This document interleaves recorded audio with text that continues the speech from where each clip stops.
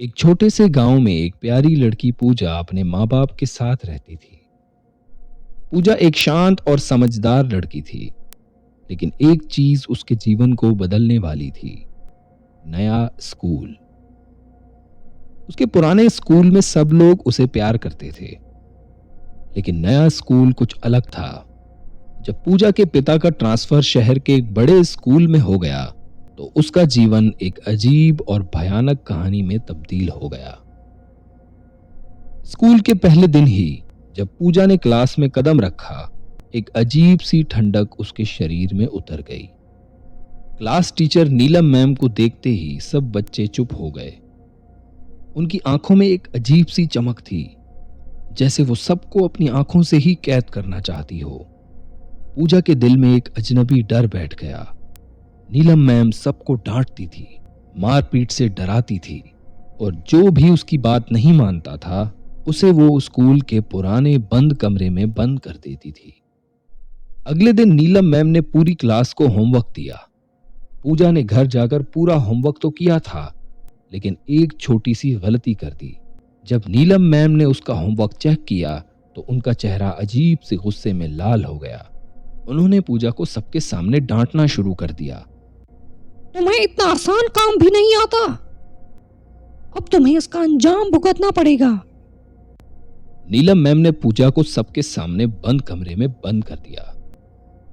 बंद कमरा स्कूल के सबसे पुराने हिस्से में था, जहां कोई नहीं जाता था। कहानियां थी कि वहां अजीब सी चीजें होती हैं, लेकिन कोई सच्चाई नहीं जानता था। जब पूजा को कमरे में डाला गया तो उसने देखा कि अंदर अंधेरा था और चारों तरफ एक अजीब सी बू थी। कमरा पुराना और भूतिया लग रहा था।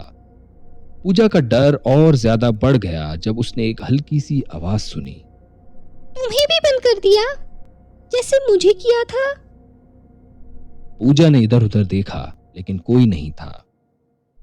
फिर उसने फिर से वही आवाज सुनी, इस बार और ज्यादा पास से। मैं भी तुम्हारी तरह ही थी। एक दिन मैंने छोटी सी गलती की और फिर यहाँ बंद हो गई। पूजा का दिल तेज धड़कने लगा। उसने पूछा, तुम कौन हो? अंधेरे में एक धुंधला सा चेहरा उभर कर आया। मैं मीरा हूँ। एक समय में मैं इस स्कूल की सबसे अच्छी स्टूडेंट थी, लेकिन एक दिन नीलम मैम ने मुझे यहाँ बंद किया था। मैंने बहुत रोका, लेकिन उसने मुझे नहीं छोड़ा। यहीं बंद होकर मेरी मौत हो गई। तब से मैं यही हूँ, और तुम्हारी तरह बहुत बच्चे यहाँ आए हैं, लेकिन कोई वापस नहीं गया। पूजा ने घबराकर पूछा, तुम क्या चाहती हो?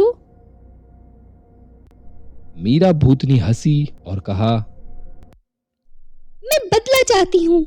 नीलम मैम ने जो मेरे साथ किया, अब उसे उसका बदला मिलेगा। तुम्हें मेरी मदद करनी होगी। पूजा ने डरी हुई आवाज में कहा। मैं कैसे मदद कर सकती हूँ?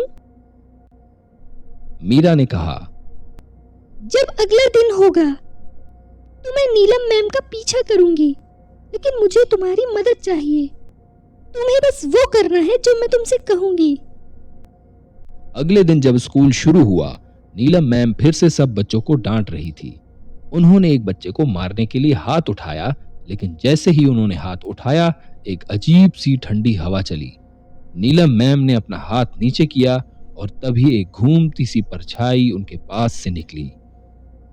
नीलम मैम ने पीछे मुड़कर देखा तो उन्हें एक भूतनी नजर आई, जो उन्हें घूर रही थी। नीलम मैम का चेहरा पीला पड़ गया। नहीं, तुम कैसे वापस आ सकती हो? भूतनी हंसी और बोली, मैं वापस आ गई हूँ। मीरा हूँ मैं, तुम्हारा बुरा सपना। नीलम मैम ने भागने की कोशिश की। मीरा भूतनी ने अपना हाथ उठाया और नीलम मैम की गर्दन को दबोच लिया। नीलम मैम चिल्लाकर कहती रही, मुझे माफ कर दो, मुझे छोड़ दो। लेकिन मीरा ने कहा, तुमने मुझे नहीं छोड़ा था, अब मैं भी तुम्हें नहीं छोड़ूंगी। पूजा और क्लास के सभी बच्चे डरे हुए थे, लेकिन उन्हें मीरा भूतनी के लिए दुख नहीं, बल्कि नीलम मैम के लिए खुशी थी। क्योंकि उन्होंने सब बच्चों को परेशान किया था। अंत में नीलम मैम को वहां से निकाल दिया गया और मीरा भूतनी की आत्मा को शांति मिली। लेकिन कहानी यहीं खत्म नहीं हुई। अब जब भी कोई नई टीचर स्कूल आती, उन्हें अपने पीछे एक ठंडी हवा और भूतिया सी हंसी सुनाई देती थी।